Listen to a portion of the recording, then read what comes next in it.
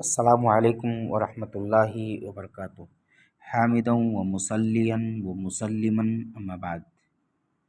محترم سامعین کرام، حاضرین نماز، بزرگوں، عزیز بچوں، دین کے تعلق سے بڑی ساری باتیں آئیں، عبادت کے تعلق سے بھی باتیں آئیں، اور شرک اور شرکیہ امور کے تعلق سے بھی باتیں جاری اور ساری ہیں۔ پچھلے دروس کے اندر کچھ باتیں آئی ہیں، آج بھی کچھ پیش کروں گا، اور انشاءاللہ آئندہ درس میں بھی کچھ باتیں عرض کرنے کی کوشش کروں گا۔ یہاں جو مسئلہ ہے جو میں آپ لوگوں کے سامنے بیان کرنا چاہتا ہوں، جس تعلق سے گفتگو آج ہوگی، وہ ہے تبرک۔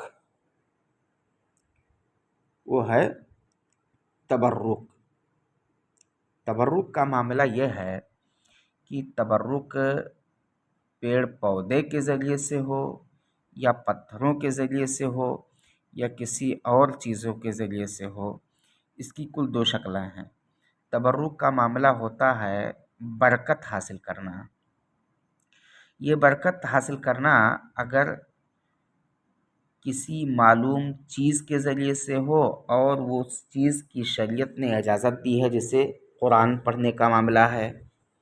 قرآن پڑھ کر کے دم کیا جائے، قرآن پڑھ کر کے شفا کی اللہ رب العالمین سے امید کیا جائے، قرآن پڑھا جائے اور یہ دعا کیا جائے کہ اللہ رب العالمین ہماری اصلاح فرما دے، ہمارے اخلاق کو درست کر دے، وغیرہ وغیرہ، تو یہ چیز جائز اور درست ہے۔ جیسے کہ اللہ رب العالمین نے فرمایا وَهَذَا كِتَابٌ أَنزَلْنَاهُ مُبَارَكٌ، یہ کتاب ہے انزلناہ مبارکن، ہم نے اس کو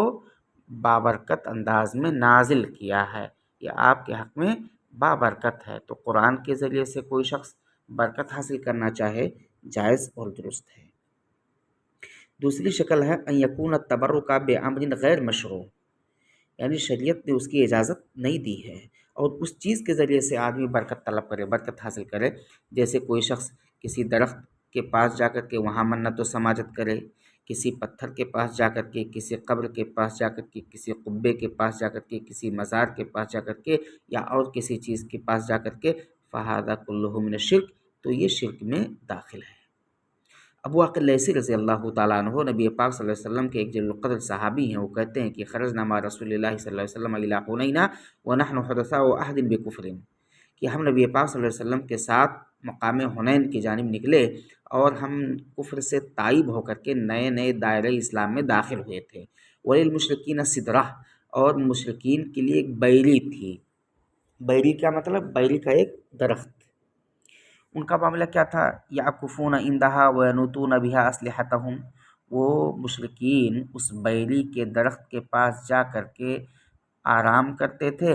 اور برکت کے لیے اپنے اسلحوں کو وہاں اس درخت میں لٹکا دیتے تھے۔ یقال لہا ذات انوات، اور اس کو ذات انوات کہا جاتا تھا۔ کہتے ہیں ابو عاقل لیثی رضی اللہ تعالیٰ عنہ کہ ہم بھی گزرے، اور راستے میں مجھے ایک بیری کا درخت ملا، تو میں نے کہا اللہ کے رسول اجعل لنا ذات انوات کما لہم ذات انوات، اے اللہ کے رسول ہمارے لیے بھی کوئی ذات انوات مقرر کر دیں جیسے مشرکین کے لیے ہے۔ آپ نے کہا اللہ اکبر انہا السنن، تعجب سے نبی پاک صلی اللہ علیہ وسلم نے کہا کہ اللہ کی ذات، اللہ سب سے بڑا ہے، اللہ کی ذات پاک ہے۔ انہا السنن، یہ تو وہ راستے ہیں، یہ تو وہ باتیں ہیں، یہ تو وہ طریقے ہیں۔ قلتم والذی نفسی بیدہ کما قالت بنو اسرائیل لموسیٰ، اللہ کی قسم تم لوگوں نے ایسی بات کہی ہے جس کے ہاتھ میں میری جان ہے، کہ ایسی ہی باتیں بنو اسرائیل نے موسیٰ علیہ السلام سے کہا تھا۔ کیا کہا تھا؟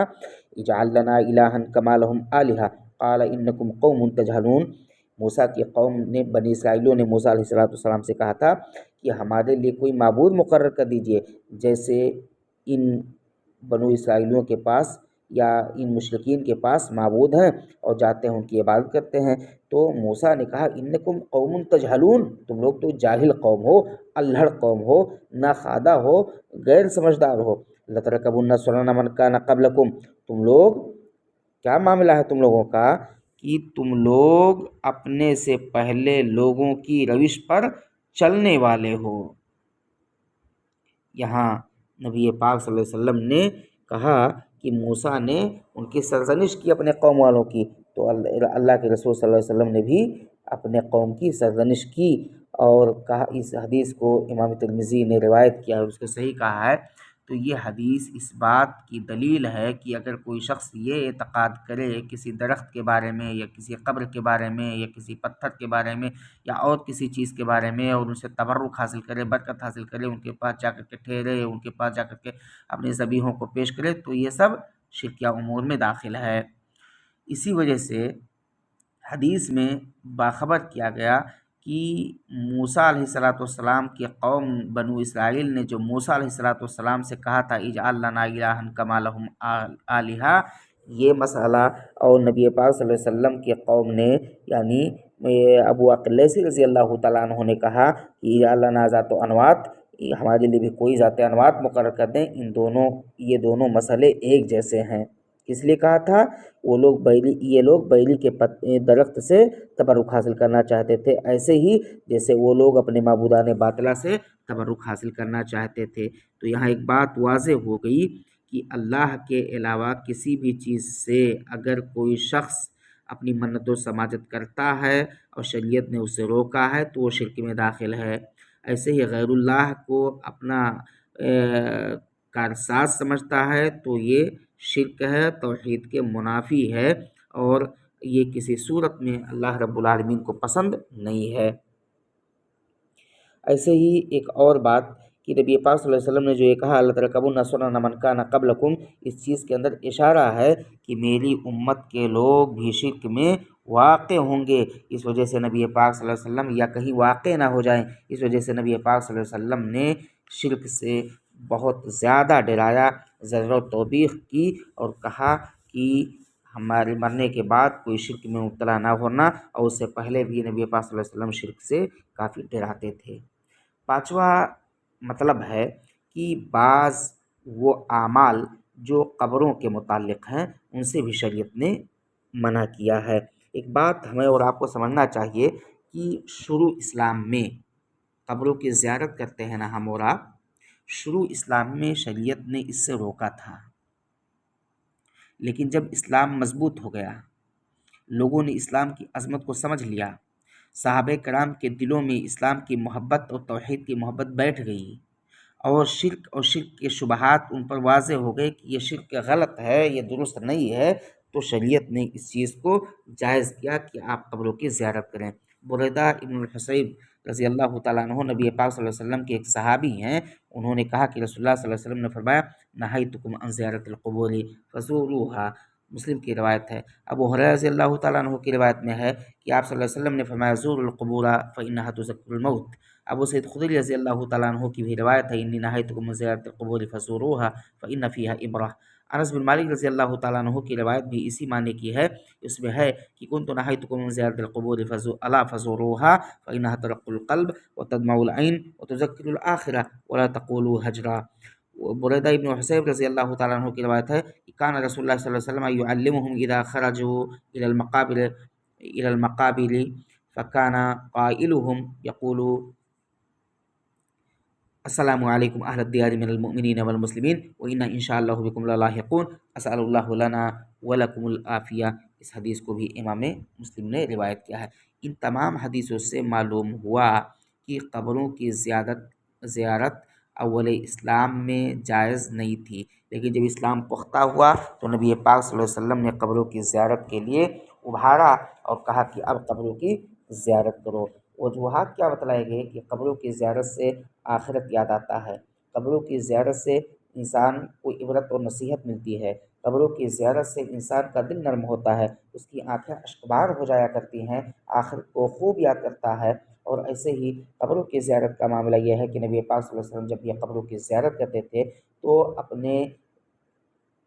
مردہ بھائیوں کے لیے خوب دعائیں کرتے تھے۔ تو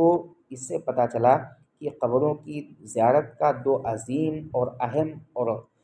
اچھا ہدف ہونا چاہیے۔ پہلی چیز کیا کہ کہ قبروں کی زیارت سے آخرت یاد آ جائے، موت یاد آ جائے، مصیبتیں یاد آ جائیں، قبروں کے اندر کے حالات اور کیفیات یاد آ جائیں، اور ایسے ہی انسان کے ایمان میں اضافہ ہو جائے، اللہ رب العالمین کی عظمت کو تسلیم کرنے لگے، اللہ رب العالمین سے اپنے رشتے کو استوار کرنے لگے، اللہ رب العالمین سے وہ بندہ اپنی یہ کیا نام ہے اللہ رب العالمین پر مکمل یقین کرنے لگے۔ اور ایسے ہی انسان کے ہاں اگر کوئی غفلت ہو عبادت میں اور ایسے ہی ریاضت میں بندگی میں، تو انسان اپنے آپ سے اس غفلت کو دور کر دے، یہ ایک فائدہ ہوا۔ دوسرا فائدہ یہ ہے کہ قبروں کی زیارت کرنے والا اپنے بھائیوں پر دعاؤں کے ذریعے سے احسان کرے۔ کیا مطلب کہ جائے جب قبر کی زیارت کرنے لگے تو ان کو سلام کرے، ان کے لیے دعائیں مغفرت کرے اور ان کے لیے اللہ رب العالمین سے معافی کا سوال کرے۔ یہ ایک بندے کا طریقہ اور وتیرہ ہونا چاہیے۔ نبی پاک صلی اللہ علیہ وسلم ایسا کرتے تھے اور اس پر ابھارتے تھے۔ لیکن اگر کوئی شخص ان اعمال کے علاوہ جاتا ہے قبروں کے پاس اور وہاں کیا کرتا ہے کہ وہاں جاتا ہے قبروں کے پاس بیٹھ کر کے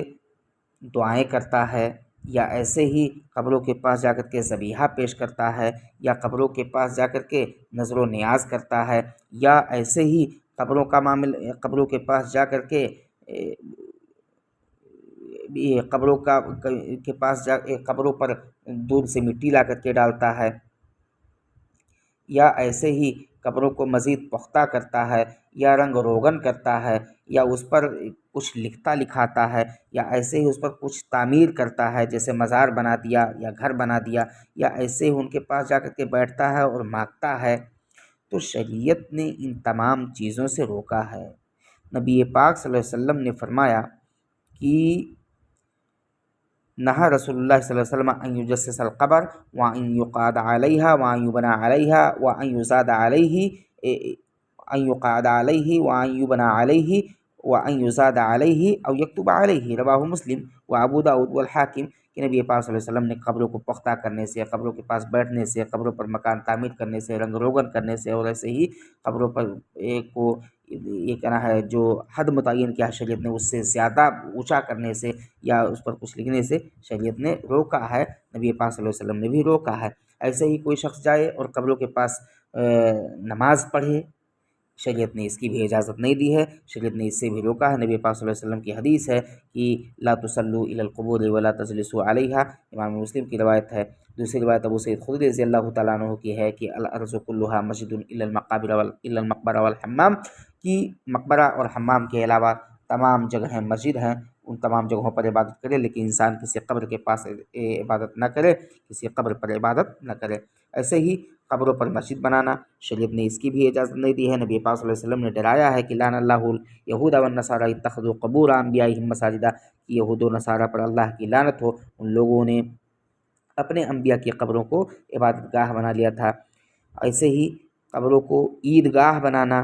وہاں جا کر کے میلے ٹھیلے لگانا، وہاں جا کر کے خوشیاں منانا، شریعت نے اس سے بھی روکا ہے۔ نبی پاک صلی اللہ علیہ وسلم کی حدیث ہے، ابو ہریرہ رضی اللہ تعالیٰ عنہ راوی حدیث کہتے ہیں کہ یہ تمام چیزیں بدعات میں سے ہیں، کہ مسجد بنایا جائے یا ایسے ہی اس کو عیدگاہ تصور کیا جائے۔ نبی پاک صلی اللہ علیہ وسلم نے فرمایا لا تتخذوا قبری عیدا ولا تجعلوا بیوتکم قبورا وحیثما کنتم فصلوا علی فإن صلاتکم تبلغنی، جہاں بھی رہو مجھ پر سلام بھیجو، تمہارا سلام ہم کو ہر جگہ سے پہنچے گا، اور میری قبر کو عیدگاہ نہ بنانا اور نہ ہی تم قبروں کے پاس بیٹھو۔ تو ان تمام چیزوں کو بدعات میں شامل کیا ہے۔ ایسے ہی کوئی شخص کسی قبر کے پاس جائے کس لیے، عزم کر کے کہ ہم جا رہے ہیں اس قبر کی زیارت کرنے کے لیے، تو شریعت نے اس سے بھی منع کیا ہے۔ یا نبی پاک صلی اللہ علیہ وسلم کے قبر کی زیارت کا نیپال سے عہد کر کے جائے کہ ہم جا رہے ہیں زیارت کرنے کے لیے، شریعت نے اسے روکا ہے۔ اور کیا کہا ہے کہ لأنہ من وسائل الشرک، یہ شرک میں داخل ہے۔ ابو ہریرہ رضی اللہ تعالیٰ عنہ راوی حدیث ہے، کہتے ہیں رسول اللہ صلی اللہ علیہ وسلم نے فرمایا لا تشد الرحال الا الى ثلاث مساجد، المسجد الحرام ومسجد الرسول صلی اللہ علیہ وسلم ومسجد الاقصی، رواہ البخاری مسلم، کہ 3 مسجدیں ایسی ہیں جن کی جانب انسان قصد کر کے سفر کر کے جا سکتا ہے اور وہاں جانے سے اس کو ثواب ملے گا، لیکن 3 مسجدوں کے علاوہ بھی اگر کوئی بندہ کہیں جاتا ہے اس نیت سے کہ وہاں جانے کے بعد مجھے ثواب ملے گا، تو شریعت نے اس کی اجازت نہیں دی ہے، بلکہ یہ وسائل شرک میں سے ہے، شریعت نے اس سے روکا ہے۔ تو آج کے درس میں یہ پتہ چلا کہ برکت حاصل کرنا، خلاصہ کے طور پر آپ سمجھ لیں برکت حاصل کرنا، تو برکت حاصل کرنا، تبرک حاصل کرنا اگر شریعت نے اجازت دی ہے کسی مشروط چیز کے تعلق سے تو بندہ برکت حاصل کر سکتا ہے، جیسے قرآن کے ذریعے سے۔ لیکن اگر شریعت نے اس کی اجازت نہیں دی ہے، مشروع نہیں کہا ہے، تو ان کے ذریعے سے انسان برکت حاصل نہیں کر سکتا ہے۔ شریعت نے زیر و توبیخ کی ہے اور اس سے روکا ہے، جیسے کسی درخت کے پاس جائے اور کسی پتھر کے پاس جائے، یا کسی قبر کے پاس جائے، کسی مزار کے پاس جائے، کسی بابا کے پاس جائے، تو یہ ساری چیزیں شرک میں سے ہیں۔ دوسری چیز یہ ہے کہ قبروں کی زیارت کرنی چاہیے کہ نہیں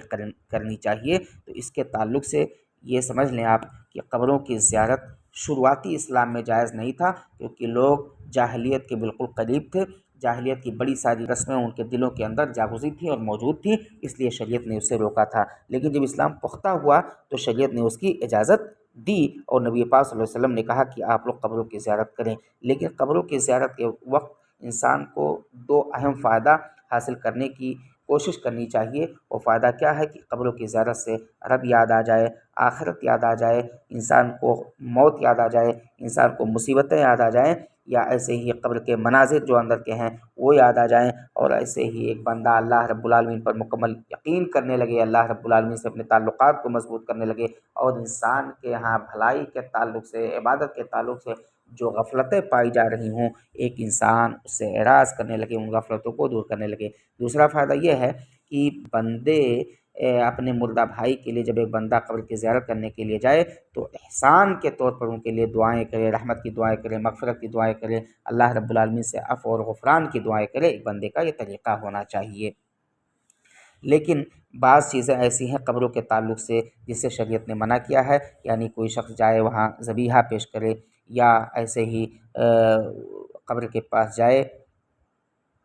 اور قبر کو بنانے کی کوشش کرے، یعنی اس کا مزار بنانے کی کوشش کرے، یا اس پر رنگ روگن کرے، یا اس پر کوئی چیز لکھے، یا اس پر کوئی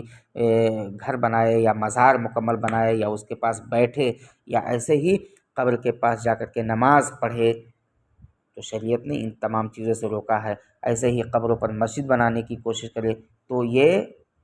مسجد بنانا قبروں پر یہ بدعت ہے اور یہود و نصارہ کی گمراہی ہے۔ یہود و نصارہ نے اپنے انبیاء کے ساتھ ایسا کیا تھا، نبی پاک صلی اللہ علیہ وسلم نے ڈرایا ہے۔ ایسے ہی قبر کو عیدگاہ بنائے، یا قبر کے پاس جا کر کے خوشی منائے، یا قبر کے پاس جا کر کے عبادت کرے، یا قبر کو عبادت گاہ تصور کرے، یہ ساری چیزیں بدعات میں داخل ہیں، ان سے شریعت نے روکا ہے۔ اور ایسے ہی جب کہیں انسان کو عازم سفر ہو تو 3 مسجدیں ایسی ہیں جن کی جانب آدمی سفر کر کے جا سکتا ہے۔ کسی قبر کی جانب انسان باضابطہ تیاری بنا کر کے جانا شریعت کے اندر یہ درست نہیں ہے، لیکن 3 مسجدیں ایسی ہیں کہ مسجد حرام ہے، مسجد نبوی ہے اور مسجد اقصی ہے، ان کی جانب انسان سفر کر کے جا سکتا ہے۔ لیکن اب اگر مسجد نبوی میں کوئی شخص پہنچا، وہاں پہنچنے کے بعد نبی پاک صلی اللہ علیہ وسلم کے قبر کی زیارت کرے، یہ مشروع ہے۔ لیکن یہاں نیپال سے عزم کر کے جائے کہ ہم جا رہے ہیں نبی پاک صلی اللہ علیہ وسلم کے قبر کی زیارت کرنے کے لیے، یہ جائز اور درست نہیں ہے۔ باری تعالیٰ سے دعا ہے کہ اللہ رب العالمین ہم تمام لوگوں کے عقائد کو درست کر دے، ہمارے ایمان اور ہمیں ایمان اور اخلاص کے ساتھ اللہ رب العالمین کی عبادت کرنے کی توفیق دے۔ باری تعالیٰ سے دعا ہے کہ اللہ رب العالمین ہم تمام لوگوں کو شرک اور شرکیہ امور سے من کل الوجوہ اجتناب کرنے کی توفیق دے۔ اے اللہ رب العالمین ہمارے جن بھائیوں کے دلوں میں تبرک یعنی بالاشجار یا تبرک بالاحجار یا قبروں کے تعلق سے جو بدعات اور خرافات اور شرکیہ امور موجود ہیں، اے اللہ رب العالمین تو ہمارے دلوں سے، ہمارے گھروں سے، ہمارے ماحول اور معاشرے سے اس کو دور کرنے کی توفیق دے۔ اے اللہ رب العالمین ہمارے جو بھائی اسلام کی تعلیمات سے دور ہیں، اے اللہ رب العالمین تو انہیں صحیح سمجھ دے اور انہیں دین کا اچھا فہم دے کہ وہ تیرے دین کو سمجھ سکیں، اور تیرے دین کو سمجھتے ہوئے ان کے اندر جو باطل اور غلط افکار اور نظریات پائے جا رہے ہیں، اے اللہ رب العالمین وہ اپنی اصلاح کر لیں۔ آمین۔ وآخر دعوانا الحمدللہ رب العالمین۔ السلام علیکم ورحمۃ اللہ وبرکاتہ۔